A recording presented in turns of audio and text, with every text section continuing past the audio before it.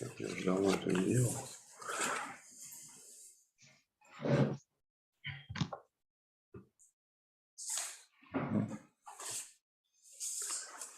Добрый день, уважаемые коллеги, участники конференции.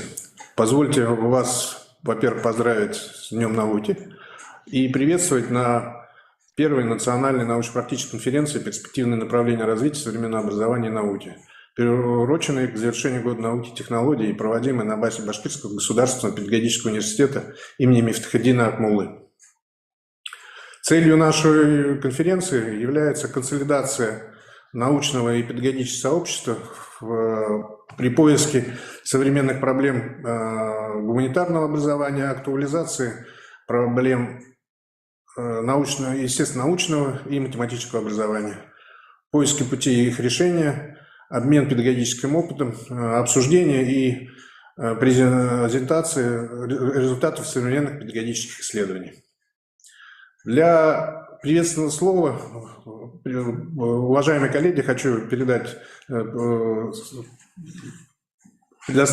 приветственное слово председателю Совета ректоров Республики Башкортостан, ректору Башкирского государственного педагогического университета Сагитову Салавату Талгатовичу. Салават Талгатович, прошу вас. Спасибо большое.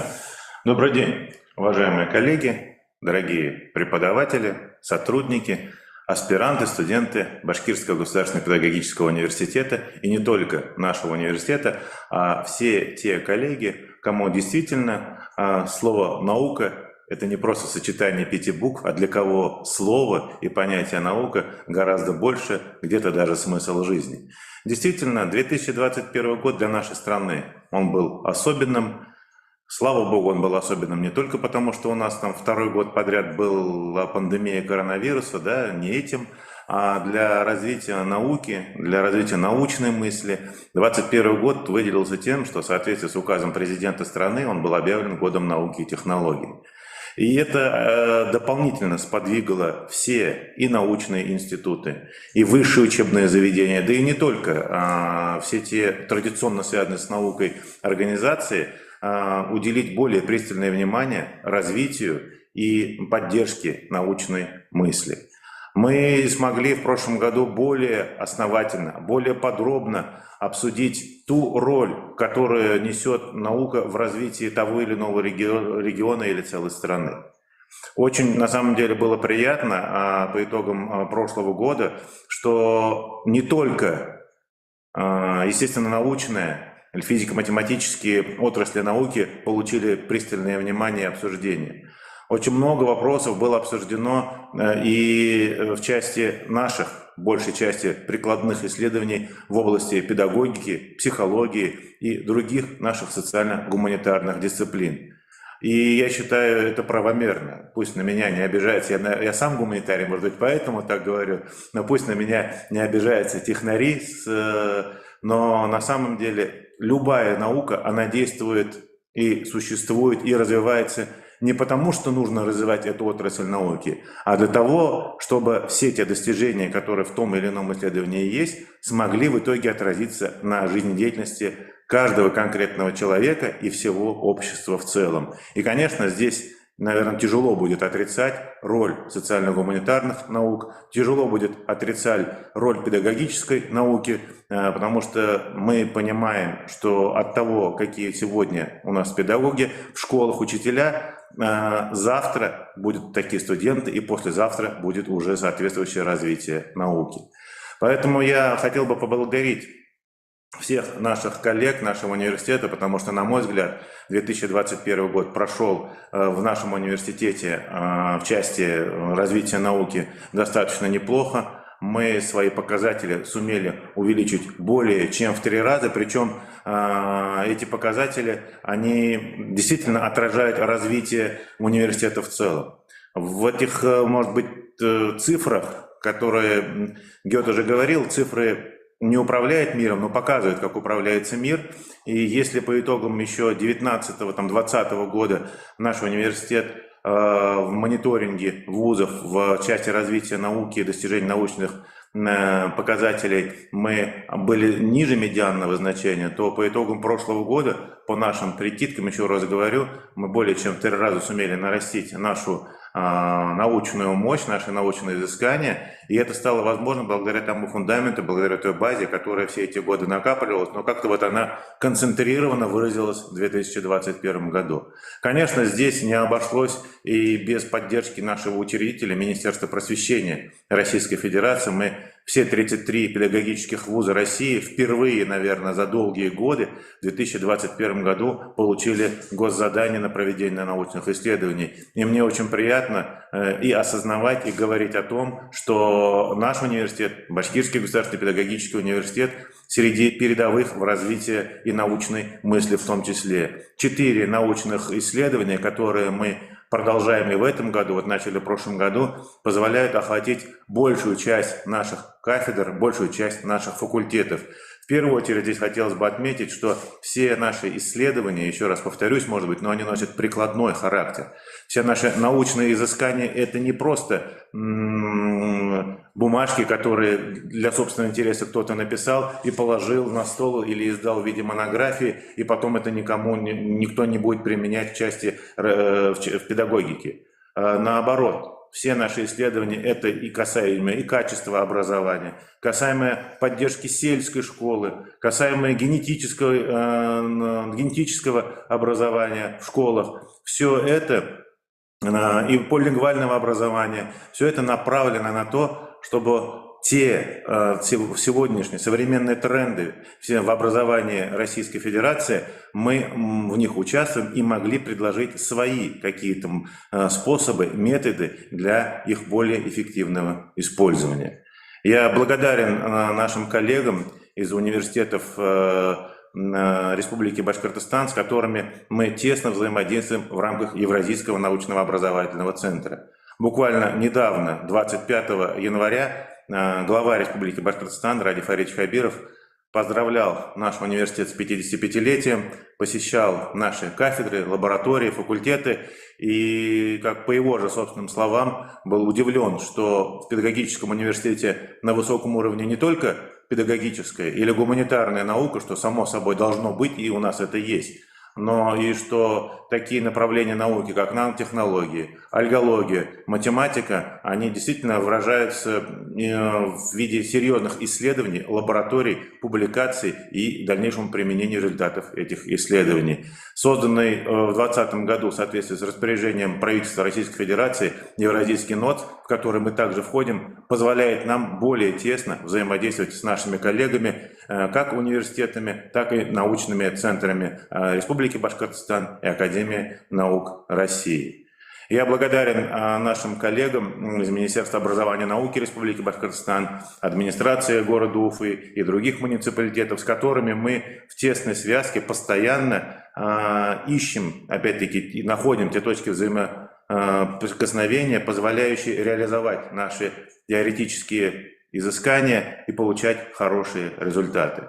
Конечно, сегодняшнюю конференцию мы планировали провести большей части в очном режиме, но, увы, очередная волна пандемии нас опять разбросала по ту сторону экрана. Опять мы с вами вынуждены общаться в таком формате, но это опять-таки, это тоже наука, это тоже технология. Если бы не было этой технологии, мы даже так не смогли бы общаться. Если бы не было технологии, интернет-технологий, мы не смогли бы проводить дистанционное образование, при этом понимая, что очное образование ничего не может заменить, но хоть что-то мы можем сегодня дать, причем на неплохом уровне, нашим студентам и аспирантам. Я уверен, что и дальше, и в нашем вузе, и в республике, и в стране в целом науке будет уделяться пристальнейшее внимание. Президент России в своем послании Федеральному собранию говорил о том, что наука в современном мире имеет абсолютно ключевое значение, и с этим, наверное, трудно не согласиться. При этом, несмотря на то, что есть разделение науки на фундаментальную, на прикладную или на гуманитарную, там, естественно, научную и так далее, я считаю, что здесь, как у Джанни Родари, все профессии важны, все профессии нужны. И точно так же очень необходимы для развития всего нашего социума, всего нашего общества, все науки, все отрасли, которые представляют и не только в нашем университете, а в целом в мире. Я еще раз, уважаемые коллеги, пользуясь случаем, поздравляю всех вас с прекрасным праздником, с Днем российской науки. Уверен, что вот мы к этой дате, к 8 февраля 2022 года, подошли с хорошими результатами. Год науки и технологий мы сегодня тоже некоторые итоги подведем. Мы провели достойно, и очень хочется пожелать каждому из нас и всем нам вместе, чтобы мы и дальше шли по этому тернистому научному пути, достигая соответствующих серьезных результатов. Спасибо вам всем большое. Спасибо, Салават Талгатович. Уважаемые коллеги, слово для приветствия предоставляется министру образования и науки Республики Башкортостан Хажину Айбулату Атиловичу. Добрый день, уважаемый Салават Талгатович, уважаемые коллеги. Я искренне всех вас приветствую, поздравляю с сегодняшним замечательным нашим профессиональным праздником, Днем российской науки, и позвольте поприветствовать всех участников первой национальной научно-практической конференции «Перспективные направления развития современного образования и науки», проводимой и приуроченной году науки и технологий, проводимой в нашем альма-матер, Башкирском государственном педагогическом университете имени Мифтахеддина Акмуллы. Ну, как уже Салават сказал, что, к сожалению, пандемия вносит коррективы в нашу жизнь, и периодически вот волны, которые накатывают тех или иных штаммов коронавируса, вынуждают нас переходить на такой вот дистанционный режим взаимодействия. Но при этом я хочу отметить, что система высшего образования нашей республики, и в первую очередь педагогический наш университет, достойно справляются вот с этими перипетиями нашей современности. И несмотря на формат удаленного, дистанционного обучения наших детей, наши студенты продолжают получать достойное и качественное образование, но все-таки, конечно же, я надеюсь и уповаю на то, что эта пандемия все-таки схлынет, и мы вернемся к традиционной форме обучения, когда наши дети смогут взглянуть нам в глаза, мы сможем в прямой контакт входить в ходе педагогического взаимодействия с нашими студентами, с нашими школьниками. И, безусловно, конечно же, будем реализовывать одну из важнейших ипостасей образования – это именно воспитание. Я безмерно благодарен Министерству просвещения Российской Федерации за то, что оказывает огромную поддержку всем педагогическим вузам нашей страны и в том числе нашему педагогическому университету, который получил, наверное, один из самых крупных грантов в прошлом году на реализацию технопарка, который позволит еще более тесно взаимодействовать в системе общего, среднего, профессионального и высшего образования. И в тот же момент хочу отметить, что страны нашей республики, страны главы республики оказывается поддержка системе высшего образования, научной мысли нашего региона. Это и мегагранты в размере 75 миллионов рублей, которые были разыграны уже в завершении года науки и технологии. Это и гранты молодым ученым, аспирантам в размере 1 000 000 рублей, которые также оказывают, безусловно, поддержку для молодой научной мысли. Это и гранты уже научным коллективам, которые разработали и представили на суд те или иные проекты, которые воплощаются в жизнь в рамках нашего региона. Конечно, педагогическое образование – это столб научной мысли, и, собственно говоря, без педагогики, без образования невозможно, наверное, говорить вообще о развитии, цивилизационном развитии общества. Поэтому наш педагогический университет является тем хранителем научной мысли, который позволяет концентрироваться всем научным изысканиям в области педагогики, в области образования. Ну и, как говорил Салават Талгатович, не только гуманитарные исследования являются основой развития нашего альма-матер, это и иные направления, которые, на взгляд большинства, наверное, людей, кажутся для них явно несопоставимыми с педагогическим университетом, но таковы реалии времени. Педагогический университет сейчас развивается абсолютно во всем многовекторном пространстве научной мысли. Это и нанотехнологии, и это алгология и так далее, и так далее.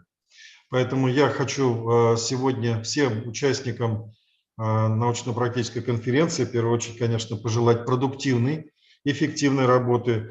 Надеюсь, будут интересные дискуссии, которые позволят прийти к определенным выводам, установлению научных связей, ну и, наконец, разработке новых исследовательских тем, которые будут продвигать нашу российскую и башкирскую науку.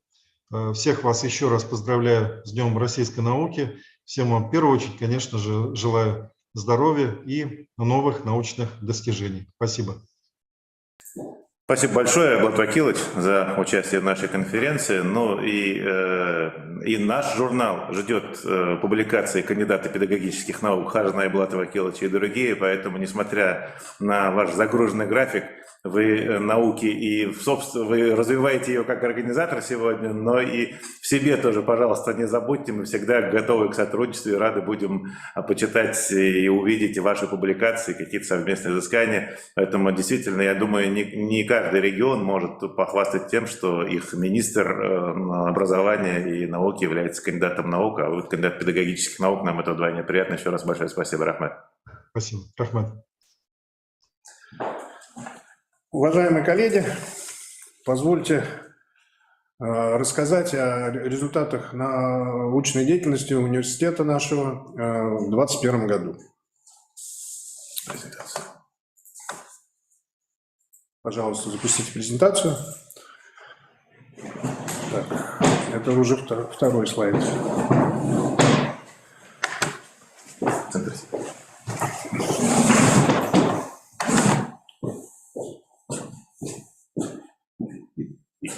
Итак, коллеги, повторюсь, что мы сегодня празднуем День российской науки и подводим итоги научной деятельности в 2021 году нашего университета.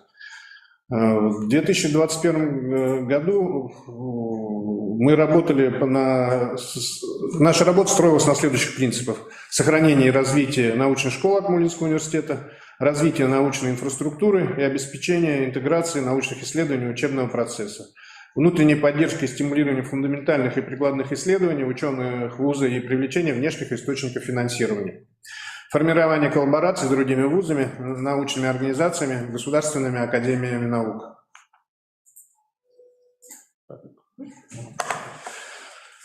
Как и в прошлом отчетном периоде, в 2021 году вуз сохранил и сумел приумножить позиции по показателю привлеченного финансирования.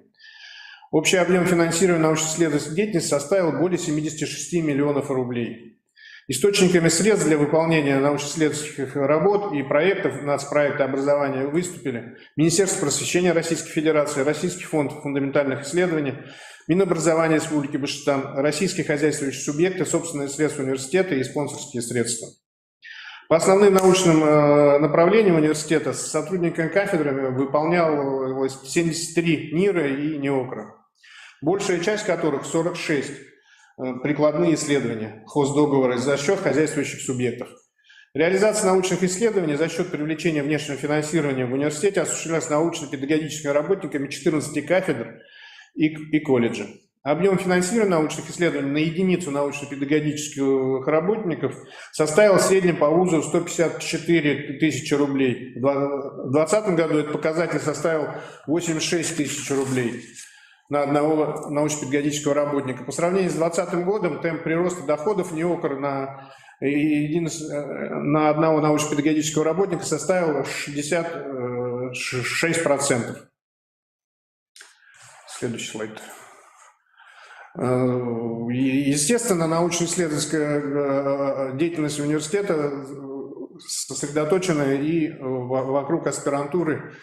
Общий контингент аспирантов по итогам 2021 года 135 человек. Как вы видите, 28 – это очная форма, 107 – заочная форма. Из них 31 иностранный гражданин. Это граждане Алжира, Казахстана, Китая, Туркменистана, Таджикистана, Марокко, Пакистана и Узбекистана, количество которых составило 23% от общего количества обучающих. Система государственной научной аттестации в университете включает 2 диссертационных совета. По специальности 33.2.006.01 педагогической науки и по специальности филологической науки совместно с Башкирским государственным университетом, в которых защищено 4 диссертации в прошедшем году. Всего выпускника аспирантуры и докторантуры БГПУ имени Акмуллы в течение 2021 года было защищено 10 кандидатских диссертаций и 1 докторская диссертация. Из общего количества диссертаций 3 были защищены выпускниками 19-20 годов. 7 диссертаций защищены выпускниками, закончившими обучение до 2019 года. БГПУ имени Акмуллы учредитель 4 научно-периодических изданий, в том числе журнал «Уфимский математический журнал», индексируемый Скопус. «Проблемы востоковедения», педагогический журнал Башкортостана входит в перечень ВАК, и вестник Башкирского государственного педагогического университета имени Мифтахетдина Акмуллы. Индексируется в РИНЦ. Благодаря успехам, достигнутым в процессе обучения, а также за достижение научно-исследовательской деятельности, в 2021 году число студентов-аспирантов, удостоенных стипендий президента и правительства Российской Федерации, достигло 4. Стипендию главы Республики Башкортостан получают 9 студентов. Стипендию имени Акмуллы 4 студента. Стипендию имени Бигбаева 1 студент. В 2021 году научно-педагогическими работниками БГПУ имени Акмуллы было опубликовано 1932 работы, из которых 1034 публикации, индексируемые в журнал в РИНЦ. В зарубежных базах данных Web of Science и Scopus научно-педагогическими работниками было опубликовано 38 и 52 статьи соответственно. 209 статей было опубликовано в журналах ВАК. С целью развития и совершенствования компетенций в области письменной научной коммуникации научно-педагогических работников и аспирантов в 2021 году проведены курсы повышения квалификации «Основы написания научных текстов», запущенные совместно с информационным центром имени Кузеева. Курсы для сотрудников по регистрации научно-педагогических работников в наукометрических базах данных. Более высокими уровнями в 2021 году были подготовлены 15 монографий, 67 учебников и учебных пособий. Получено 14 результатов интеллектуальной деятельности. Это свидетельство о государственной регистрации программ для ВМ 8 штук, баз данных 1 и произведения науки 5. Более высоким уровнем научной коллаборации стало участие вузов в 2020 году в создании Евразийского научно-образовательного центра мирового уровня. Деятельность Евразийского НОЦ в Акмуллинском университете продолжалась и в 2021 году, что сохраняет стоящий перед коллективом БГПУ имени Акмуллы повышение качества научных исследований. Согласно стратегии научно-технологического развития программы Евразийского НОЦ мирового уровня, имеющего научного задела в Акмуллинском университете, утверждаются стратегически приоритетные направления исследований на период до 2024 года. Это следующие проекты: стимуляторы роста и биопестициды на основе водорослей и цианобактерий, квантовые эффекты в низкоразмерных гибридных наноструктурах, гравитационные эффекты астрофизических объектов, изучение актуальных вопросов методики преподавания математики и смежных дисциплин, апробация новых методов преподавания на базе дополнительного профессионального образования, научно-образовательный центр современных математических исследований. Это исследование генетической детерминации и поиск молекулярных маркеров способностей человека. На сегодняшний день Евразийский НОС выделил 500 тысяч рублей на научные стажировки за рубежом. Так, перевели. В 2021 году университетом на конкурсной основе с средств федерального бюджета на выполнение государственных заданий по 4 темам научно-исследовательских работ. Это сравнительный анализ практики внедрения полилингвальной модели поликультурного образования в Российской Федерации на примере Республики Башкортостан, Кабардино-Балкарской Республики, Республики Саха-Якутия, Республики Северная Осетия, Алания, Республики Татарстан, Чеченской Республики.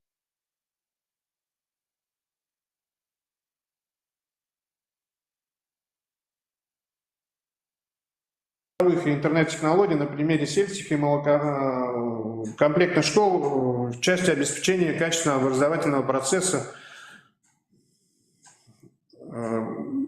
предлагается реализация в сетевом формате. Следующий проект – разработка региональной модели управления качеством педагогического образования на основе выявления профессиональных дефицитов и построения индивидуальных образовательных траекторий педагогических работников. Концепция генетического образования в школе и вузе в условиях смешанного обучения. По последней работе будет в рамках нашей конференции отдельный доклад чуть позже. Общая сумма на госзадание на научно-исследовательские работы составила 14,5 миллионов рублей, что позволило ввести в штат университета 18 ставок научных сотрудников и выделить дополнительные средства на заработную плату около 140 человек, проводящих научно-педагогические исследования по актуальным проблемам образования. В 2021 году Министерством науки и высшего образования Российской Федерации разработан новый перечень организаций, отнесенных к федеральным инновационным площадкам, составляющим инновационную инфраструктуру в сфере высшего образования и соответствующего дополнительного профессионального образования. В рамках ФИП Акмулинский университет реализует 3 проекта. Евразийский научно-методический центр СЛОК по продвижению русского языка, Детская академия цифрового дизайна БКБУ имени Акмулы и проектирование программы методического сопровождения инноваций в сельской школе. Спасибо за внимание.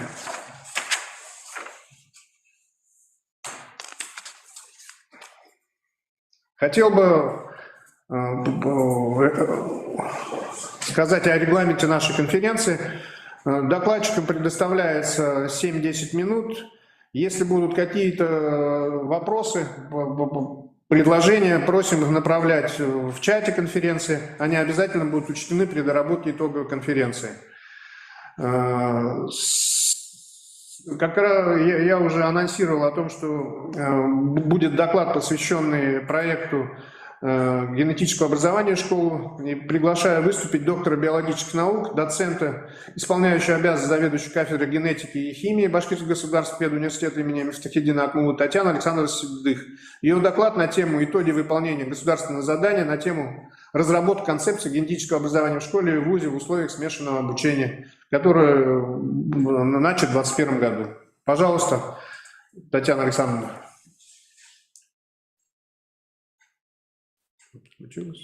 Уважаемые коллеги, спасибо большое за предоставленную возможность доложить результаты нашей работы по выполнению государственного задания на тему разработка концепции генетического образования в школе и вузе в условиях смешанного обучения в 2021 году. В современном мире генетика имеет первостепенное значение практически во всех аспектах жизнедеятельности человека, включая различные научно-практические направления. Достижения генетики и генетических технологий успешно применяются в медицине, ветеринарии, криминалистике, микробиологии, вирусологии, отраслях сельского, лесного хозяйства и тому подобное. Это придает статус генетики как транснаучной дисциплины. Она перспективна и привлекательна с точки зрения инвестиций. Дети, которые сейчас обучаются в средней школе, достигнут совершеннолетия уже в новой генетической эпохе с новыми услугами, профессиями, рабочими местами. Профессии будущего, появление которых прогнозируется в 30 году, связаны с генетическими технологиями и включают такие, как генетический консультант, IT-генетик, молекулярный диетолог, эксперт персонифицированной медицины. В этой связи перед современной системой общего и высшего образования стоит задача обеспечить массовую, качественную подготовку высококвалифицированных кадров в области генетики и выстроить современную систему подготовки кадров с учетом стремительного развития генетических технологий. Таким образом, нашим коллективом в 2001 году проводился этап работы по разработке концепции генетического образования в школе и вузе и создание электронно-образовательного контента «Генетика для всех. Просто о сложном для школьников и родителей в условиях смешанного обучения». Развитие генетики и современных генетических технологий относится к числу ключевых приоритетов научно-технического развития. Здесь приводится указ президента Российской Федерации. И, соответственно, нами формулировались, исходя из актуальности нашей работы, цели работы, выбирались методы и методология проведения работы, была постановка научной новизны, сроки проведения работы официальные с 12 по 31 декабря, но на самом деле работа инициировалась гораздо раньше, еще в 2020 году, и в основе этой работы стояли методические разработки Гумеровой Оксаны Владимировны и Сатаровой Венеры Нуруловича, декана нашего факультета. В 2021 году научным коллективом решали следующие задачи: оценить уровень методического сопровождения преподавания генетики в вузах и в рамках школьного курса биологии, разработать концепцию генетического образования в школе и вузе в условиях смешанного обучения, разработать электронно-образовательный контент для школьников и родителей «Генетика для всех просто о сложном». Ну и, соответственно, опубликовать результаты наших исследований в журнале. Оценка уровня методического сопровождения преподавания генетики в вузах и в школьном курсе биологии проводилась тремя методами. Это камеральная оценка учебных планов и АПОП, РПД, учебно-методических пособий, методических рекомендаций, фонда оценочных средств и других материалов, анализ учебно-методических комплексов рабочих программ, их нам предоставляли образовательные организации, и проведение Google-опроса респондентов. Было выбрано 3 вида респондентов: это учителя школ, преподаватели вузов и студенты. Анализ методического обеспечения преподавания генетики в общем курсе биологии на примере школ Республики Башкортостан. В качестве объектов наших исследований были выбраны ученики 5, 9, 7, 9, 10, 11 классов, обучающиеся в школе, значит, Центр образования 95 и Башкирская республиканская гимназия, интернат номер 1 имени Рами Гарипова. Нами значит, одна школа из них базовая, и центр образования – это профильный биологический класс, профильный уровень образования. Сравнивая базовое и профильное образование, мы установили, что профильное обучение создает условия для индивидуализации познавательной, коммуникативной, эмоциональной, ценностной деятельности личности обучающегося и более полно раскрывает его интересы.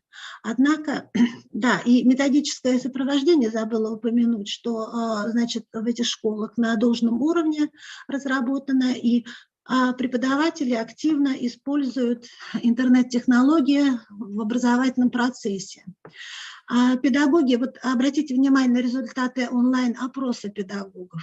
То есть довольно большая доля педагогов и респондентов используют цифровые устройства профессиональной деятельности. А также электронно-образовательные платформы для самообразования педагогов представлены на рисунке 4, что характеризует, что педагоги стремятся к самостоятельному обучению. Перечень цифровых технологий, которыми респонденты хотели бы научиться, и формы преподавания генетики наиболее интересные для школьников. На самом деле спектр показателей был очень большой, просто в связи с ограничением во времени мы приводим наиболее интересные результаты. Анализ методического обеспечения преподавания в вузах Республики Башкортостан проводился на основе методических материалов, которые размещены на сайте и которые предоставили нам университеты. Мы хотим поблагодарить Башкирский государственный аграрный университет, Классический государственный университет, Медицинский университет и наших преподавателей за активное участие в проведении, значит, в предоставлении нам анкетных данных в проведении опроса. Проведенный нами анализ образовательных программ показал, в общем-то, сходные принципы формирования учебных планов для профильных и непрофильных биологических направлений. И методическое сопровождение программ классической педагогической подготовки соответствует и способствует формированию студентов продуктивных способностей ориентироваться в ранее не встречавшихся ситуациях, формулировать проблемы, самостоятельно составлять программу практических действий и, в общем-то, использовать информационные технологии в образовательном процессе. Результаты онлайн-опроса преподавателей вузов, вы можете с ними ознакомиться. Далее, тоже вот посмотрите, довольно часто используют информационные ресурсы, интернет-ресурсы. Значит, довольно высокий уровень IT-компетенции у наших респондентов. Вот рейтинг методической поддержки, обратите внимание, очень высокий процент самообразования преподавателей, 48%.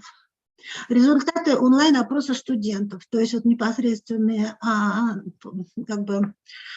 заинтересованные в получении знаний по генетике, студенты биологических направлений. И вот перед вами результаты их опроса. Таким образом, в ходе опроса нами установлен факт высокой заинтересованности педагогов и преподавателей, большинство из которых обладают достаточными компетенциями в области использования IT-технологий в образовательном процессе. Однако из-за отсутствия готового апробированного методического обеспечения они зачастую интуитивно ищут решение проблем, возникающих при смешанном обучении, и самостоятельно осуществляют поиск методик в системе интернет. В связи с этим считаем, что электронно-образовательные ресурсы, в частности электронно-образовательные курсы, методические рекомендации по их использованию, могут послужить эффективным, комплексным и универсальным инструментом в решении проблем смешанного обучения в школах и вузах и обеспечить вертикальную преемственность генетических знаний в системе непрерывного профессионального образования. Решая вторую задачу, значит, нашей группой был разработан проект концепции генетического образования в школе и вузе в условиях смешанного обучения на базе среднего и высшего образования. Данный проект направлен на определение общих и универсальных подходов к модернизации генетического образования на уровне школы и вуза в условиях смешанного обучения, анализ существующих концепций, наработок ряда ученых и специалистов позволяет отметить, что, несмотря на происходящие изменения в мире, традиционная цель генетического образования сохраняется. Вот обратите внимание, что нами было выявлено проблемное поле преподавания генетики, и это характерно, ну, как бы общая картина проблем преподавания. И на основе ее нами были выработаны основные точки развития генетического образования. Чуть подробнее, если вам будет интересно, коллеги, мы вас ознакомим.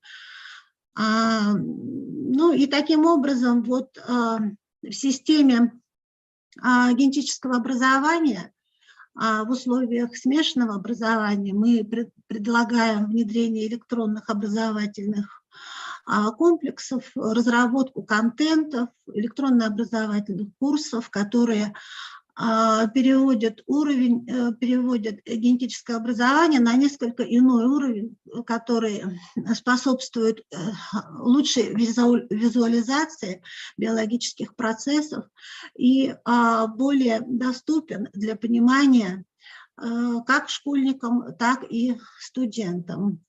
Но реализация настоящей концепции обеспечит новый уровень генетического образования, что улучшит преподавание и других генетических дисциплин, ускорит развитие их научно-практических направлений. То есть данный проект, в принципе, можно масштабировать.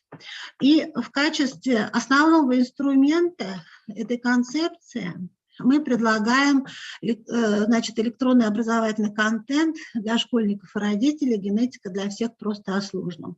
Посмотрите, пожалуйста, на слайде представлены этапы разработки электронно-образовательного курса. То есть тут проведена большая работа, заметьте. И, в общем-то, в результате этой работы мы получили разработанный электронно-образовательный курс. Целевой аудиторией данного курса являются учащиеся 8-11 класса общеобразовательных учебных заведений и их родители. Программа предусматривает различные формы получения знаний, то есть это видеолекции, расширенный формат текстовых лекций. Для визуализации используются анимационные ролики, позволяющие повысить интерес. Также есть фонд оценочных средств, то есть есть входной контроль, выходной контроль, с помощью которого мы определяем усвояемость знаний. Электронный образовательный курс состоит из 5 модулей, они перед вами. Это ДНК, главная молекула жизни, гены, геномы, как все устроено. Во всем виноваты гены, основные принципы наследственности, что такое мутации, почему они происходят, наука будущего, что может современная генетика. Авторами курса являются наши преподаватели. Это Гумерова Оксана Владимировна, Галикеева Гузель Фанилевна и Галимова Эльвира Мансуровна. Электронный образовательный контент размещен на платформе Института непрерывного профессионального образования «Вектор развития», где сейчас работает Оксана Владимировна. Значит, по этой ссылке его можно найти в разделе «Массовые открытые онлайн-курсы». В дальнейшем данный проект планируется масштабировать и расширить аудиторию пользователей в условиях организации общего образования за счет обучающихся профильных классов, это химико-биологических классов, и в условиях организации высшего образования студентами, обучающимися медицинским, биологическим, сельскохозяйственным направлениям подготовки. Соответственно, вот публикации, которые мы опубликовали в этом году, их не очень много. Благодарю за внимание, уважаемые коллеги. Спасибо, Татьяна Александровна. Коллеги, пожалуйста, не забывайте включать ваши презентации, если они у вас предусмотрены, чтобы мы тоже могли активно участвовать в обсуждении и видеть то, что нам показывают. Следующий докладчик Валентина Васильевна Борисова, доктор филологических наук, профессор кафедры русской литературы БКБУ имени Акмуллы.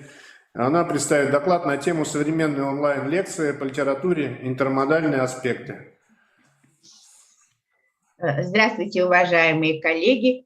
Поздравляю Альма-Матер с Днем науки и рада представить вниманию преподавателей свой доклад, который посвящен интермедиальным аспектам современной онлайн-лекции по литературе.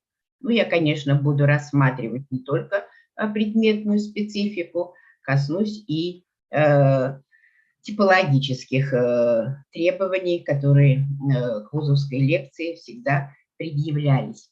И думаю, все согласятся с тем, что сегодня вузовская лекция не может оставаться такой, какой она сложилась в эпоху Гутенберга.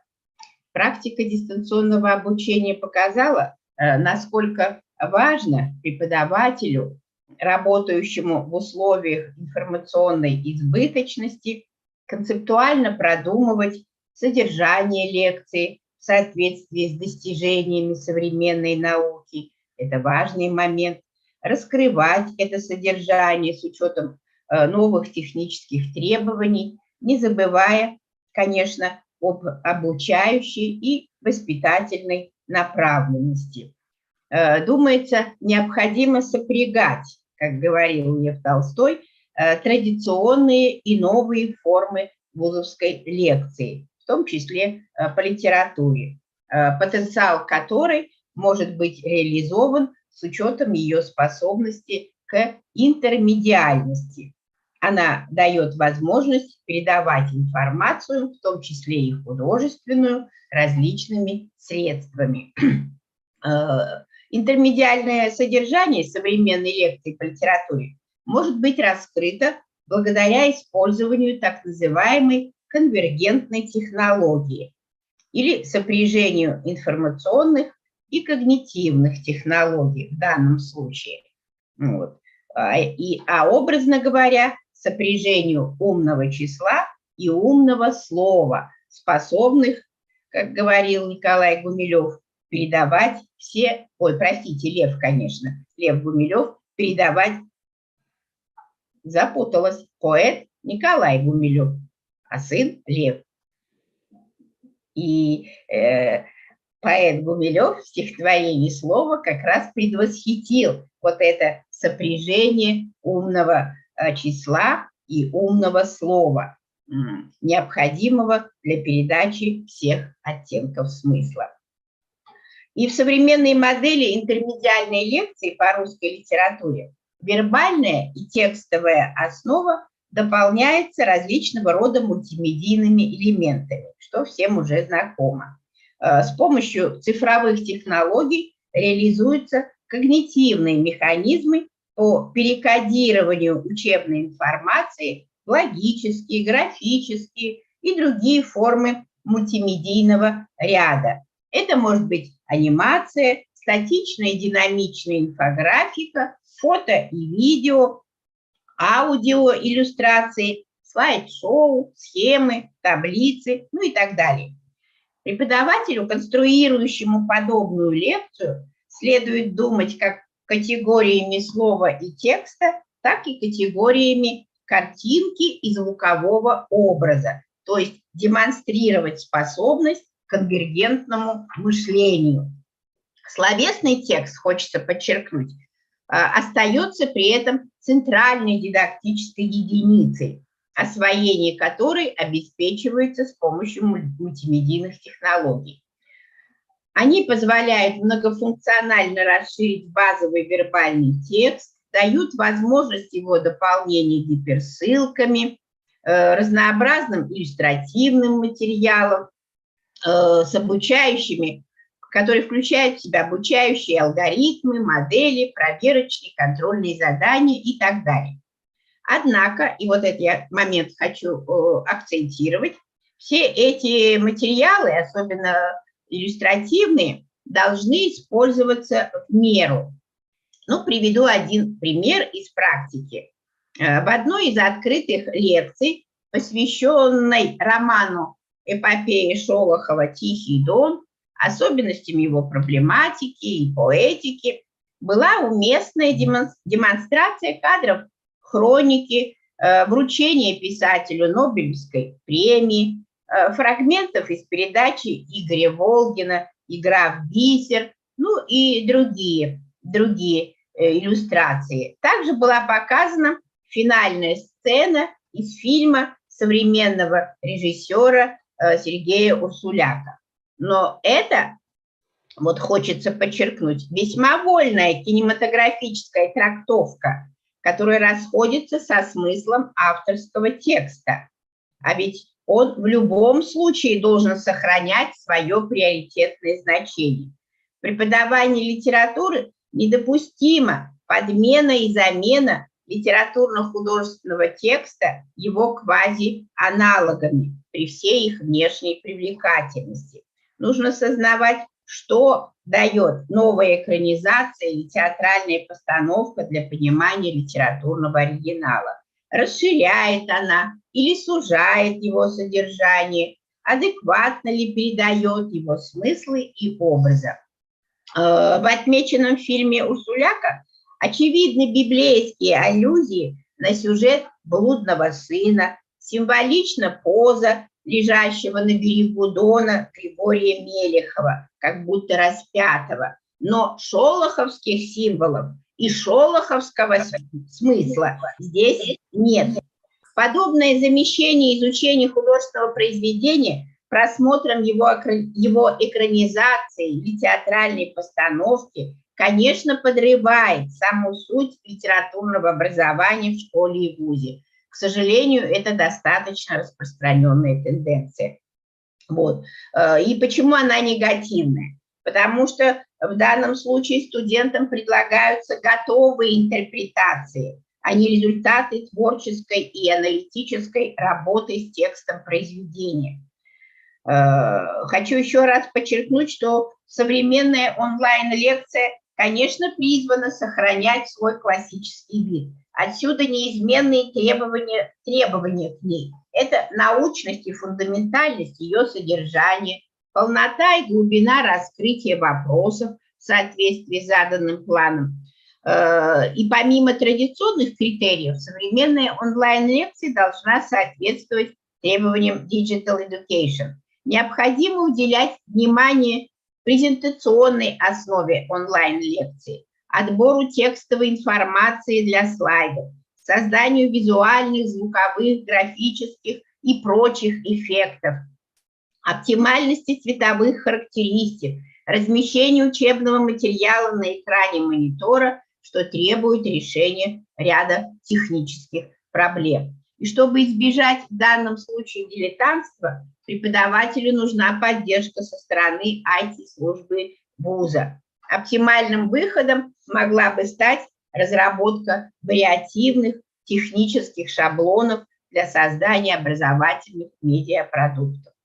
Ну и в целом современная онлайн-лекция по литературе при всем ее тяготении к интермедиальному формату призвана сохранить свою классическую направленность и традиционные типологические параметры. Но вместе с тем, как показывает опыт, уже имеющейся, она достойно может вписаться в Digital Education 21 века. Спасибо за внимание.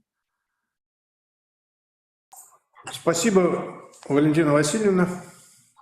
Следующий докладчик Андрей Викторович Дорофеев, доктор педагогических наук, научный руководитель Центра научно-технической интеграции БГПУ имени Акмуллы. Тема его доклада – формирование функциональной грамотности школьников на уроках математики. Добрый день, уважаемые коллеги. Так, надеюсь, меня слышно. Да, слышно. Спасибо. Потому что сейчас мы находимся в такой ситуации, что бывает, вот сейчас о лекции говорила Валентина Васильевна, и бывают такие ситуации, что мы говорим, очень успешно говорим, но не всегда нас на той стороне экрана слышат и видят. Спасибо большое за предоставленную возможность рассказать о некоторых направлениях и исследованиях, в частности, вопросах формирования функциональной грамотности школьников.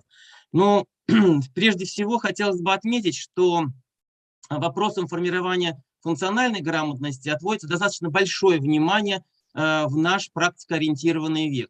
А что же, собственно, входит в понятие функциональный грамотный человек? Но здесь можно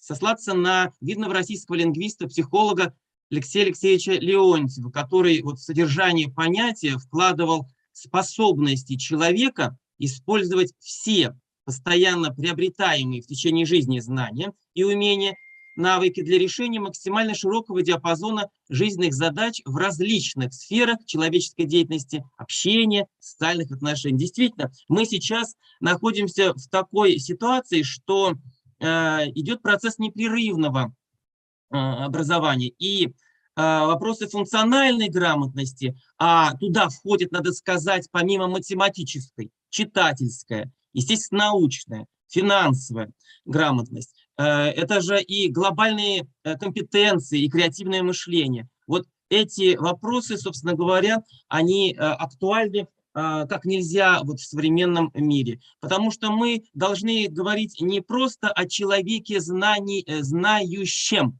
об ученике знающем, а должны говорить о личности умеющей, способной. Поэтому здесь надо сказать, что на выявление уровня сформированности функциональной грамотности учащихся 15-летнего возраста направлено такое масштабное международное сравнительное исследование ПИЗа. По результатам рейтинга последних лет Россия занимает серединные места, ну где-то 30-37 места из 74. Но, конечно, этого недостаточно. И здесь актуализируются вопросы формирования и оценки математической грамотности учащихся, которая, ну, надо сказать, является важной составляющей, собственно, функциональной грамотности. Роль математики сводится к формированию способности распознавать проблемы, возникающие в окружающей действительности, и которые можно решить средствами математики. Во-вторых, это способность формулировать проблемы на языке математики, то есть переводить контекст на математический язык, решать проблемы известными способами, уметь анализировать полученные результаты, ну и формулировать, так скажем, выводы. Вот способность школьников использовать математические знания в жизненных ситуациях, конечно же, характеризует практикоориентированные задания, которые, как правило, имеют всегда межпредметное содержание. И для их решения, но да, надо сказать, что для их решения все-таки применяются классические математические методы, которые изучаются в школьном курсе. Вот в содержании математической подготовки принято выделять 4 основных таких блока. Это блок измерения и зависимости, то есть это оперирование алгебраическим содержанием, которые позволяют описывать различные переменные процессы, то есть это функциональный подход. Пространство и форма – это пространственные плоские геометрические формы и отношения, то есть все, что входит в раздел геометрии. Количество, ну это, собственно говоря, арифметическое содержание, связанное с числами и отношениями между ними. И блок неопределенность и данные, то есть это исследование вероятностных, статистических явлений зависимости. Ученикам предлагаются проблемные ситуации, вот в исследовании ПИЗа, которые представлены в некотором практикоориентированном контексте. Но для их решения, конечно же, используются стандартные приемы. При этом ученик должен демонстрировать способность формулировать реальную ситуацию на математическом языке, применять известные методы и интерпретировать. Вот три основных позиции, которые, собственно говоря, и характеризуют математическую грамотность.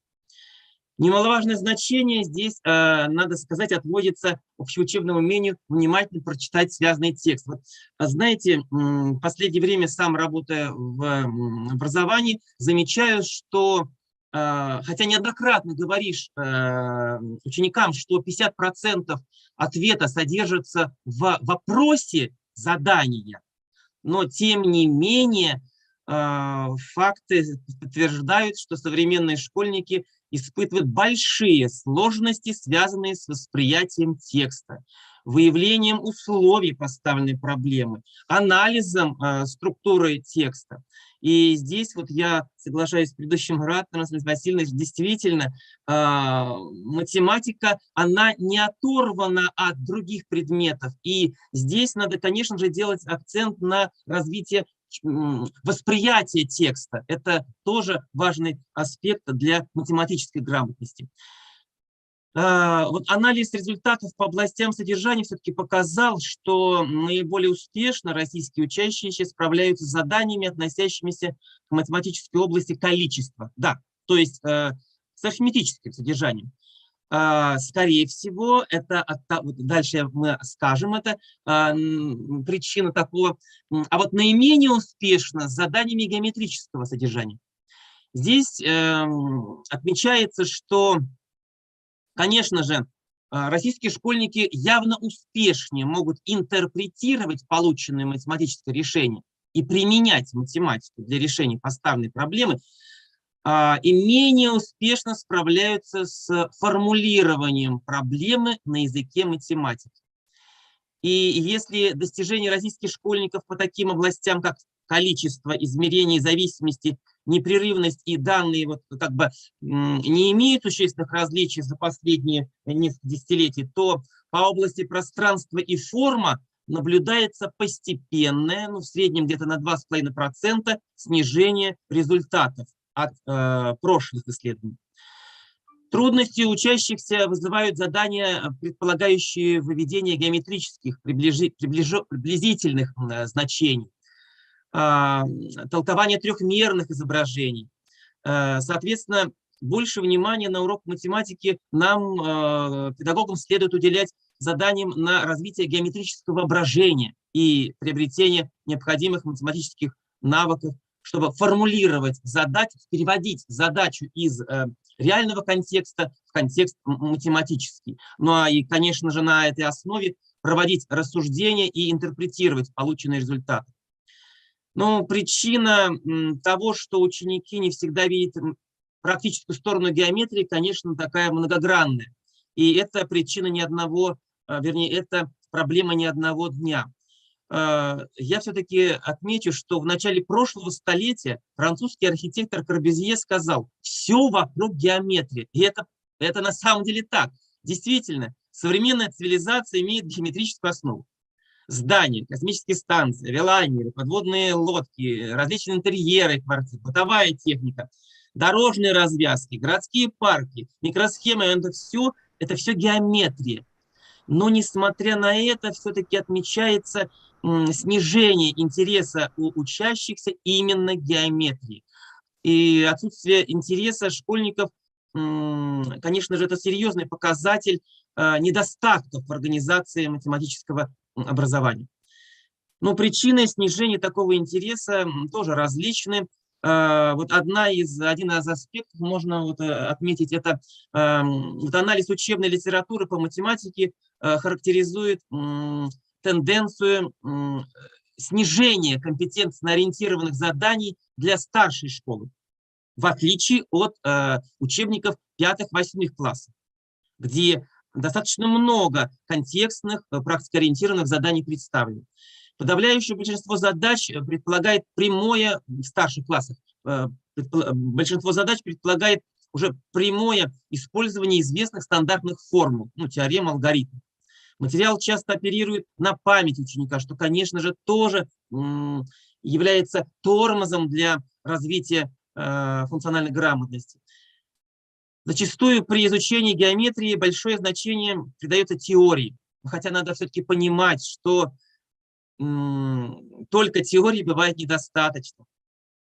Не всегда школьники способны построить цепь логических рассуждений. Вот примером задачи на содержательной области пространства и форма, например, может быть задание «покупка квартиры».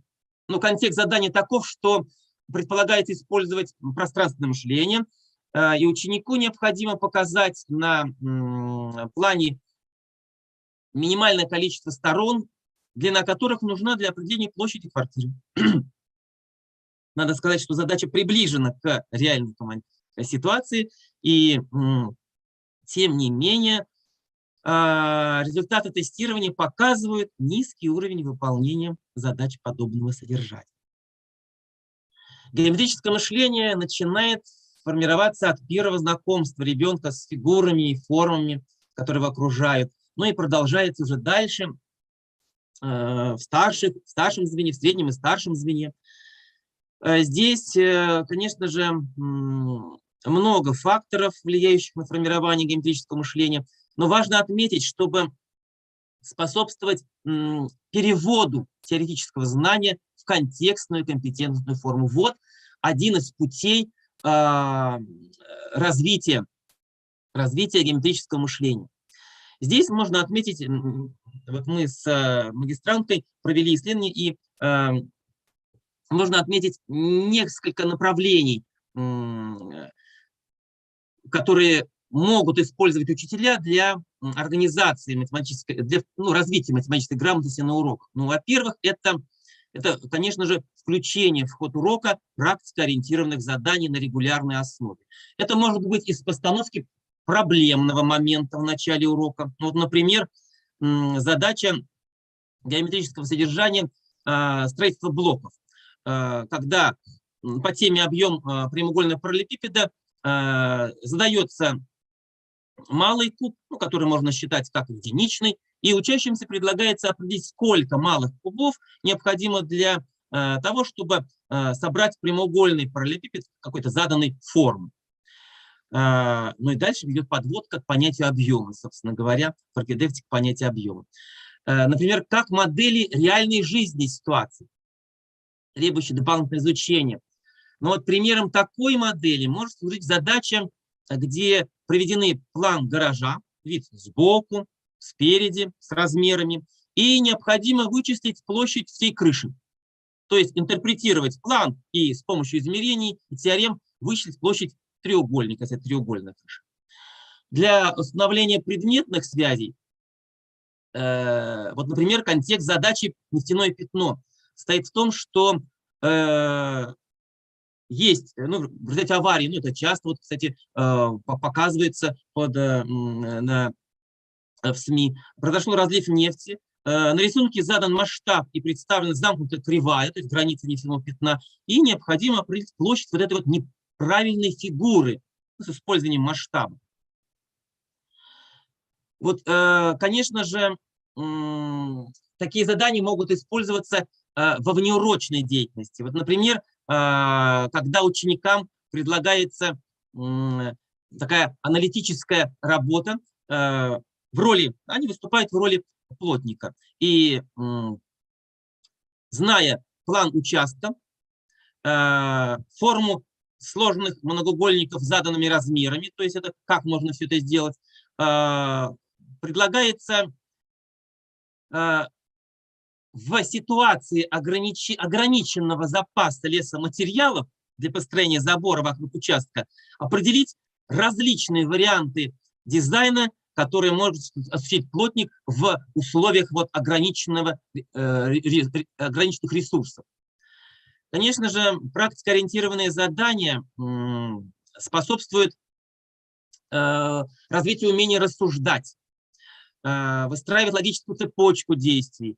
Вот, например, обычная задача из школьного учебника – найти площадь треугольника, если известны его стороны и угол между ними. Но ведь эту задачу можно представить и в следующей формулировке. Дачник запланировал застелить двор брусчаткой, элементы которой имеют форму треугольника, ну, допустим, с заданными сторонами. И необходимо рассчитать количество плитки для покрытия площади 20 квадратных метров.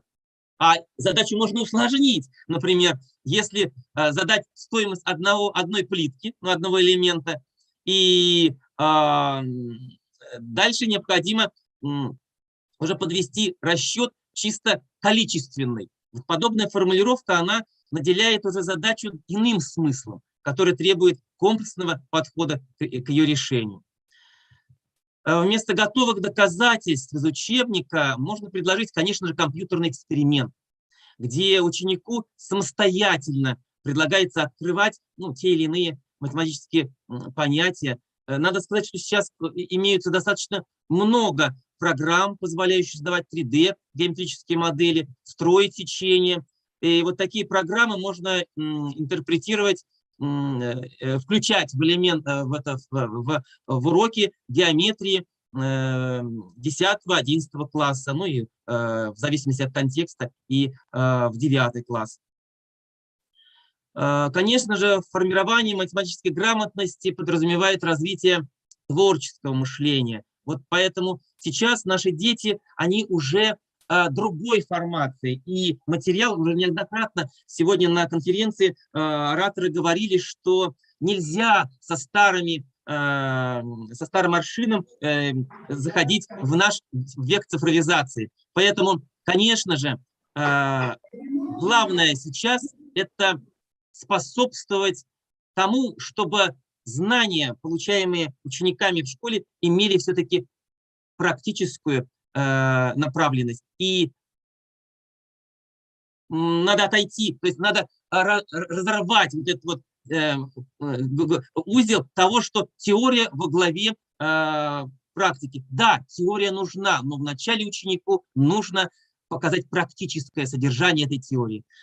Поэтому таким образом оптимальное сочетание базовых математических знаний с дополнительными, направленными на совершенствование прикладных математических умений, которые используются в жизненных ситуациях, можем добиться вот формирования математической грамотности. Спасибо за предоставленную возможность и за внимание. Спасибо за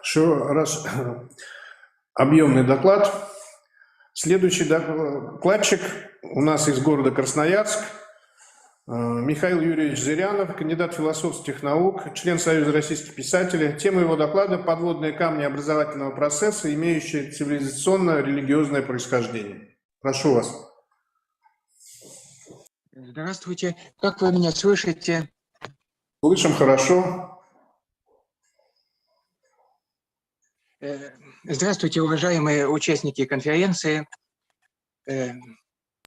Со мной присутствует другой соавтор доклада, Надежда Михайловна Осипова, тоже член Союза российских писателей. Доклад мой называется «Подводные камни образовательного процесса, имеющие цивилизационно-религиозное происхождение».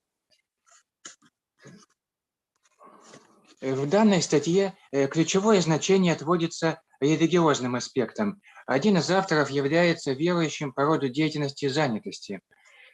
Авторам известно, что в Башкирии преобладает религия мусульманства, тогда как сами авторы христиане православные. Набор таких первичных условий уже создает некую остроту, накал, хотя и придает интерес.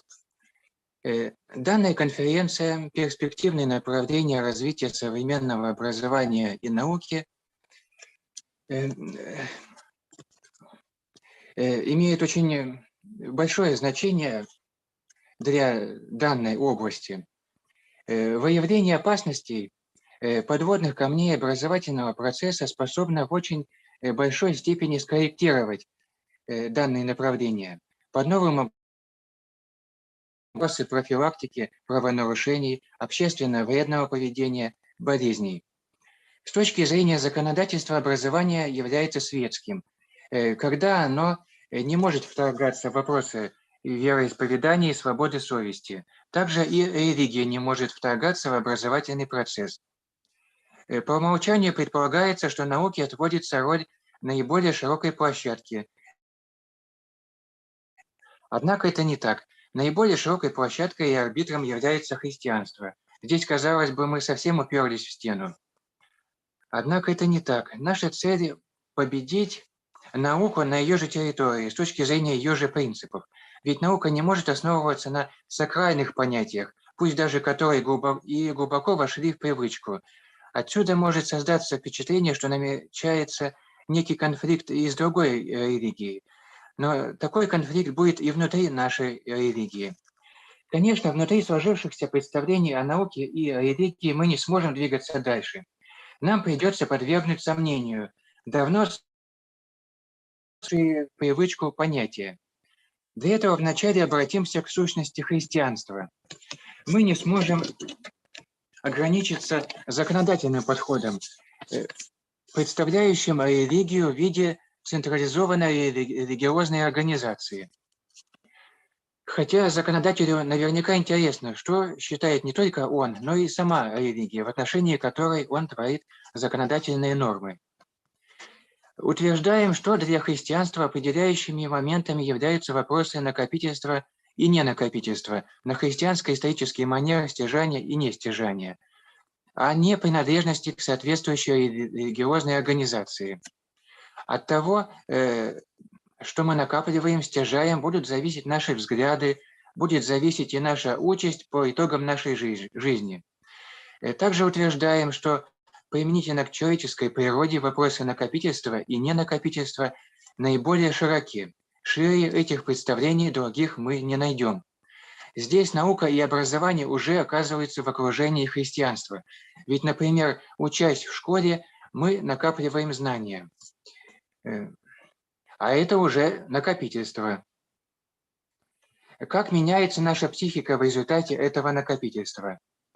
Думается, что отношение к проблеме вроде того, что кашу маслом не испортишь, не может быть принято за основу, и более пристальный взгляд уж точно не повредит. Один из авторов данной статьи является верующим по роду деятельности занятости и считает, что фактически своим примером показывает результаты чистого эксперимента жизни человека в условиях системы. Чистого, потому что в детстве, будучи весьма слабым и болезненным ребенком, вел себя предельно добросовестно, не отступая от требований системы ни при каких обстоятельствах. В данной статье большое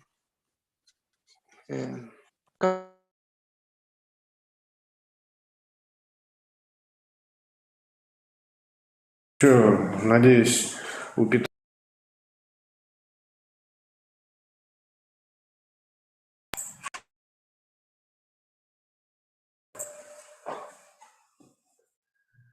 Коллеги, хотелось бы, чтобы мы не уходили от темы, от нашей темы нашей научно-практической конференции, поэтому предоставляем следующий доклад.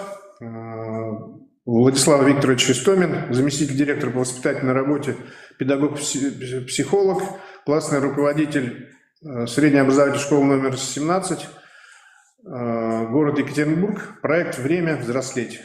Помощь субъектам образования в развитии сквозных, ресурсных, взрослых качеств личности. Пожалуйста.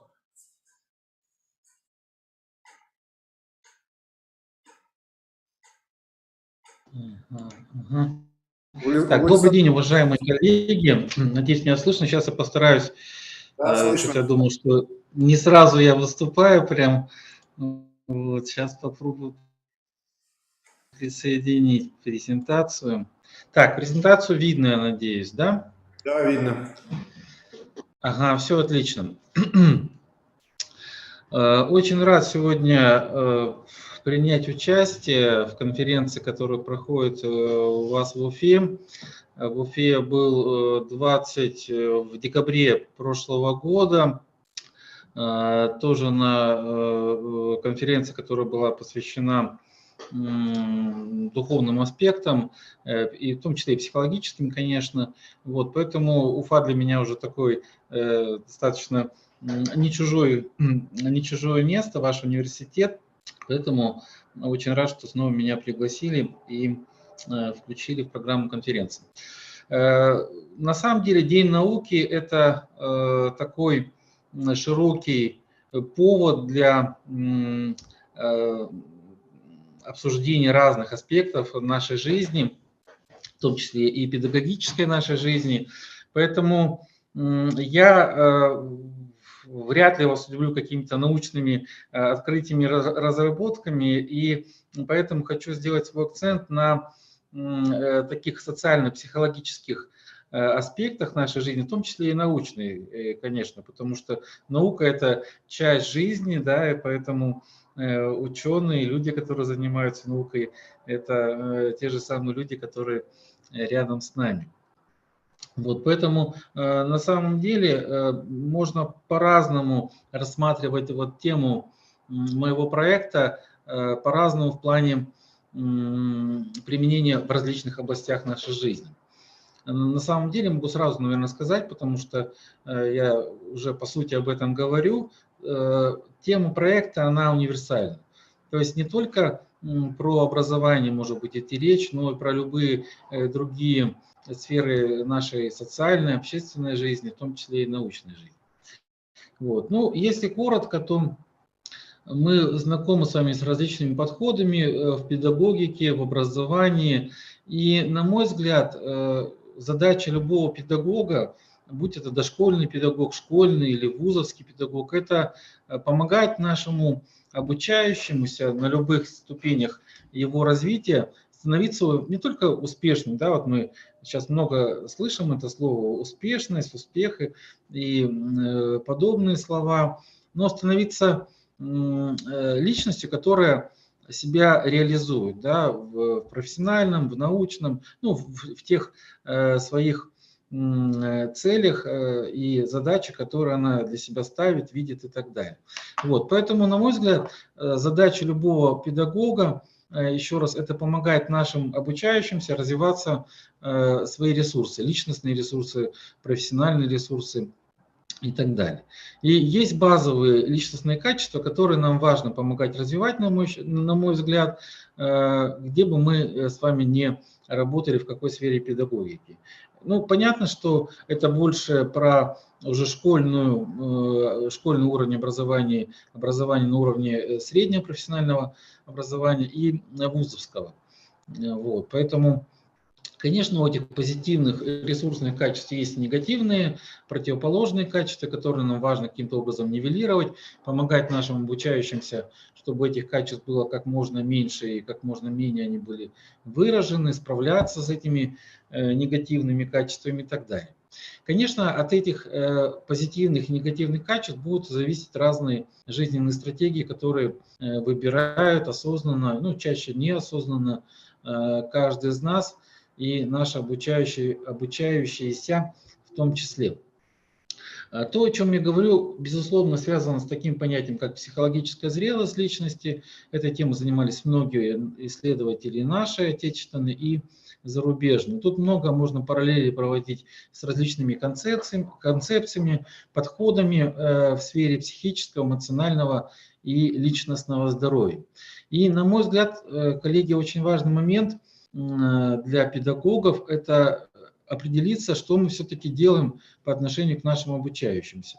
Или мы с ними что-то делаем, да, или мы им помогаем что-то делать. Потому что на самом деле вроде не так это сильно все кардинально отличается, ну вот если так смотреть, не сильно глубоко всматриваясь, но на самом деле это два разных подхода, да, то есть если мы что-то с ними делаем, наставляем, направляем там и так далее, то понятно, что мы с ними работаем как с некими объектами, которые вот не знают, куда им двигаться, не знают своих целей, да, и нам надо их как пастухам, да, куда-то их направлять. На самом деле в реальности они обладают всеми необходимыми ресурсами, всеми ресурсами, которые важны для развития, для личностного, профессионального, образовательного образовательного развития и так далее. Поэтому мы, конечно, можем только помогать в этом. Вот, поэтому, соответственно, ключевой вопрос того подхода, который я развиваю, это как мы можем помогать нашим обучающимся развивать позитивные ресурсные качества личности. Ну, по сути, вот эти вот базовые. Это не совсем soft skills, да, сейчас очень модное, да, тоже слово soft skills, и много всего на эту тему происходит в образовании. На мой взгляд, это чуть более базовые вещи, более такие ключевые для личности, те качества, которые мы с вами видели. И, наверное, наиболее важным качеством, которое в soft skills практически не упоминается, это такое чувство, которое важно для каждого из нас, как чувство безусловной ценности. Вот. Soft skills – это более, все-таки, на мой взгляд, более инструментальные вещи, но тем не менее они, конечно, тоже здесь имеют свое представление, свою представленность. Безусловно, они связаны вот с этими базовыми качествами. Вот, поэтому, на мой взгляд, вот миссия любого, ну, я, может быть, громко говорю слово миссия, на самом деле, она вполне, это слово вполне здесь приемлемо, как мы можем помогать нашим обучающимся развиваться. И здесь нам на помощь может прийти очень легко и эффективно модель, которую знают многие психологи, педагоги, это модель Эрика Берна, транзактный анализ, в которая модель говорит о том, что мы в любой момент времени можем находиться в одном из трех состояний. Это родительское состояние, взрослое и состояние детское. И вот на слайде, который сейчас перед нами, мы видим, что наш внутренний родитель может быть позитивный и такой критикующий, карающий. Взрослая наша структура или взрослая наша часть, она едина. И есть наша детская часть, которая тоже имеет позитивное содержание и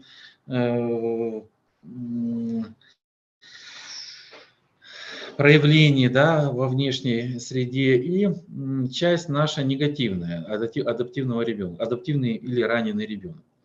И если мы внимательно посмотрим, то как раз вот те ресурсные взрослые качества, да, они назывались у нас, вот, они напрямую совпадают вот с этими качествами взрослой структуры. И качества негативные мы легко можем увидеть в негативном, в адаптивном раненом ребенке. Поэтому, по сути, наша задача – это помогать нашим обучающимся актуализировать и развивать свою взрослую структуру и справляться с проявлениями, с опытом негативного ребенка, который, к сожалению, у большинства из нас он есть, этот опыт, в том числе и травматичный опыт и так далее. Вот, поэтому здесь, в этой модели, важно, как мы взаимодействуем, что мы делаем в нашем взаимодействии, с каких позиций мы взаимодействуем. Понятно, что если мы хотим помогать нашим обучающимся развивать взрослую структуру, нам важно с ними взаимодействовать с позиции взрослый-взрослый. Если мы с ними взаимодействуем с позиции родитель-ребенок, то понятно, что мы остаемся с ними в этой парадигме детско-родительских отношений, и вряд ли мы будем им эффективно помогать. Тут много можно почитать про манипуляции, про проявление критикующего родителя. Конечно, в нашем образовании, к сожалению, в массовой школе, не только в массовой, но и в элитных, я уверен, тоже это присутствует. Вот критикующий родитель встречается достаточно часто. Есть определенные причины для этого. Я думаю, что мы все можем об этом и догадываться. И чуть дальше я про эти причины очень коротко проговорю.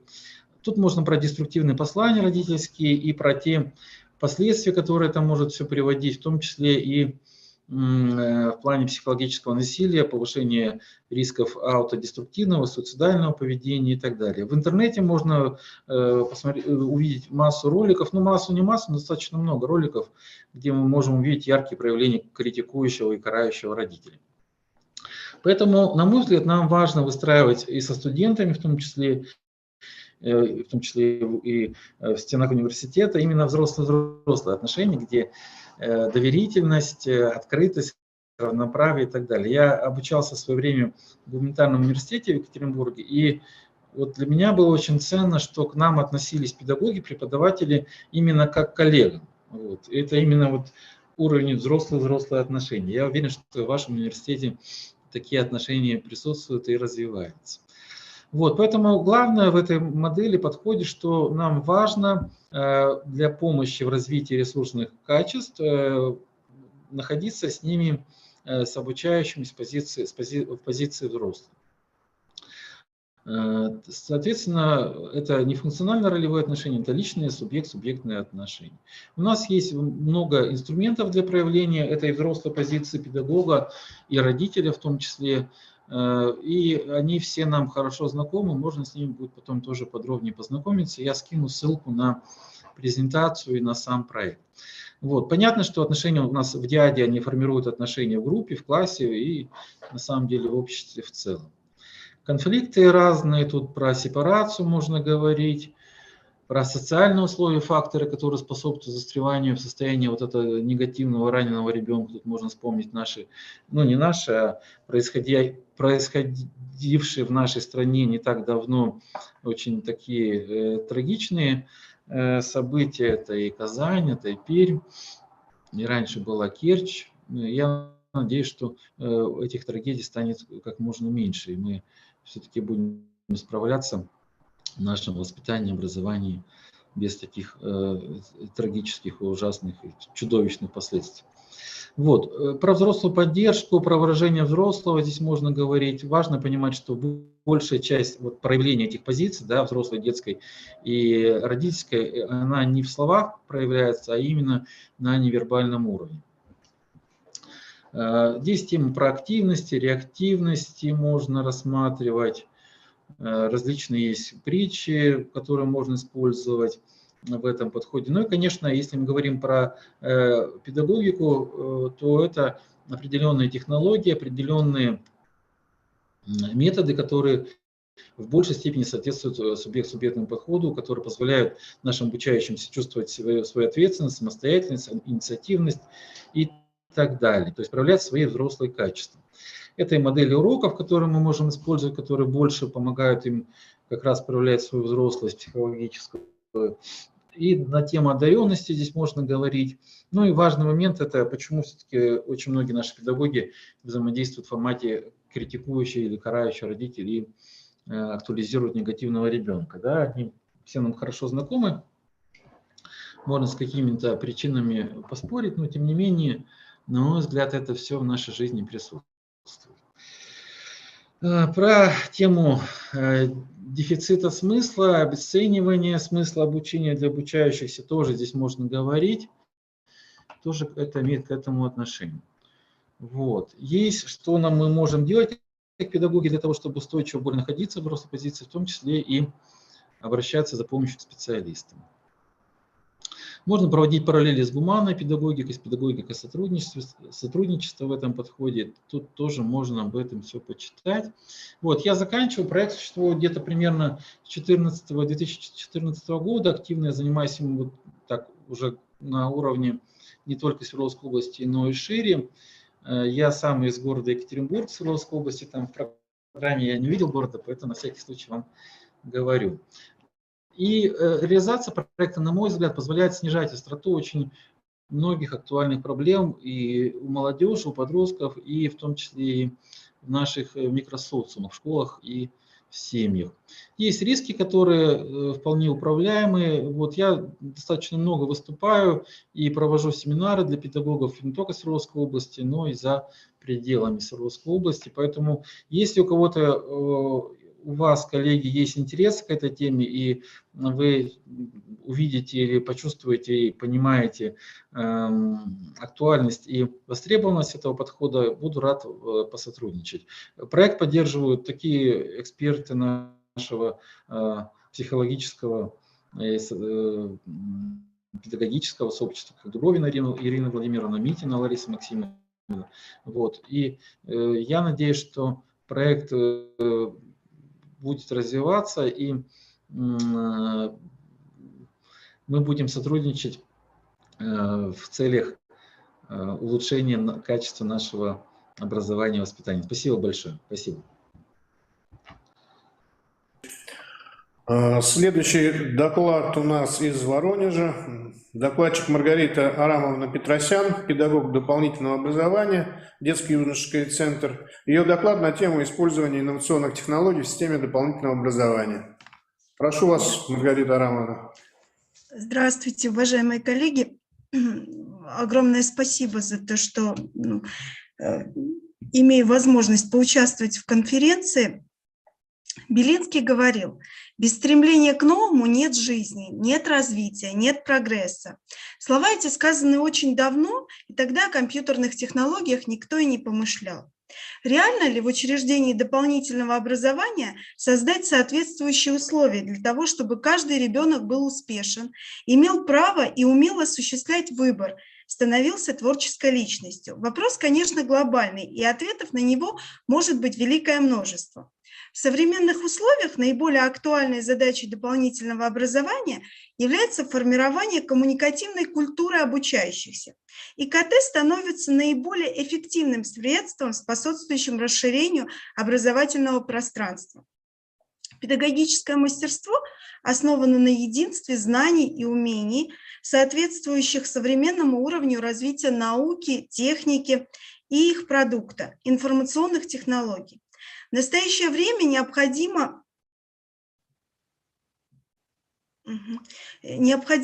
умение получать информацию из разных источников, пользоваться ей и создавать ее самостоятельно.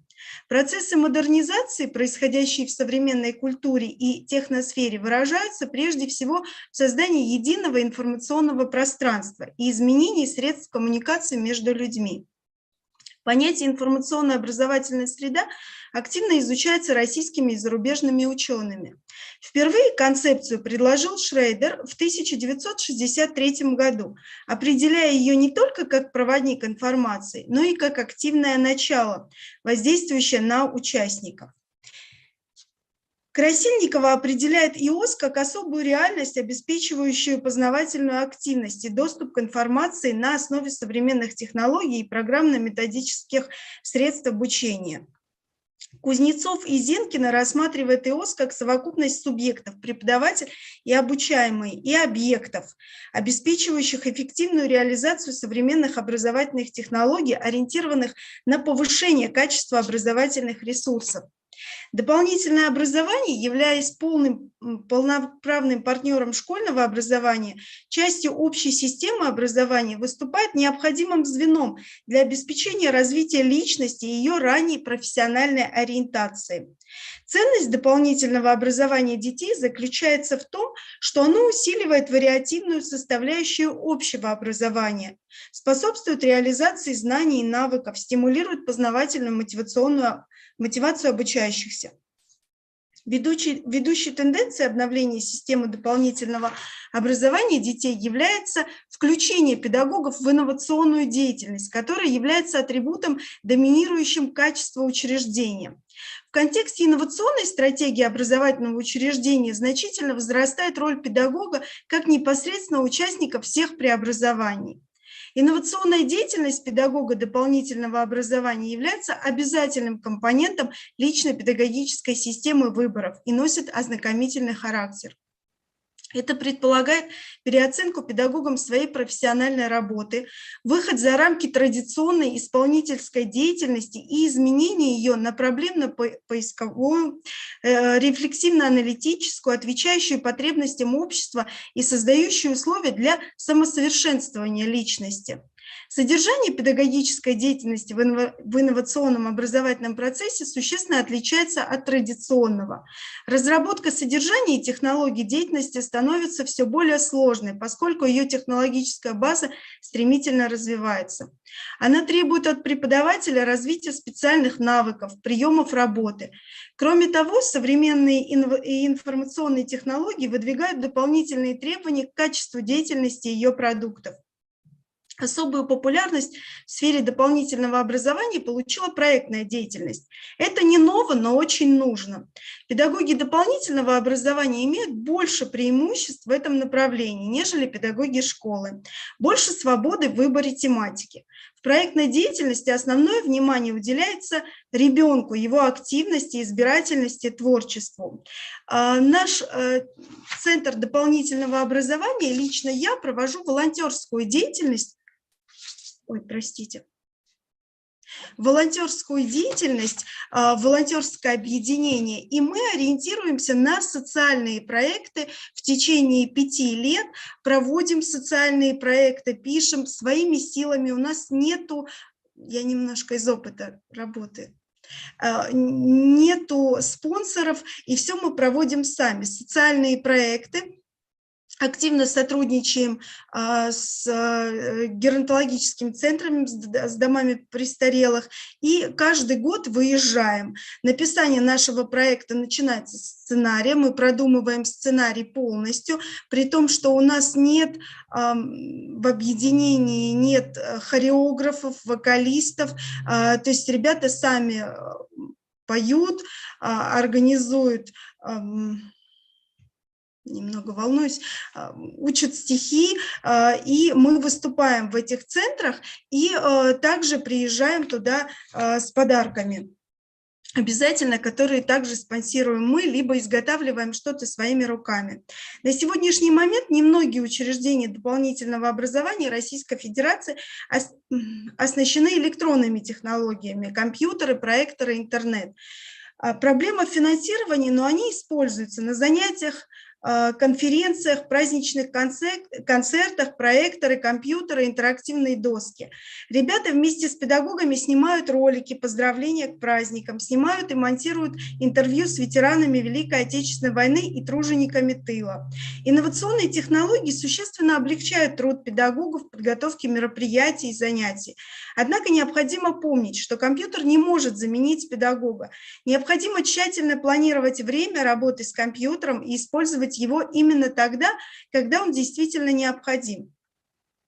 Таким образом, необходимыми предпосылками для инноваций в дополнительном образовании является потенциал и поведение педагога, его восприимчивость к новому, открытость. У меня все. Спасибо, Маргарита Арамовна. К сожалению, у нас 2 докладчика, которые записывались по техническим и административным проблемам или ситуациям, не могут подключиться. В связи с этим все остальные докладчики, которые разместили, прислали свои материалы, смогут ознакомиться и, соответственно, участники конференции с прочими докладами в специальном выпуске журнала «Вестник БКПУ», который будет издан в онлайн-формате по итогам работы конференции. На этом я бы хотел закрыть текущую конференцию. Всех поблагодарить, еще раз поздравить с Днем российской науки и пожелать всем успехов в научной деятельности. Спасибо большое за участие.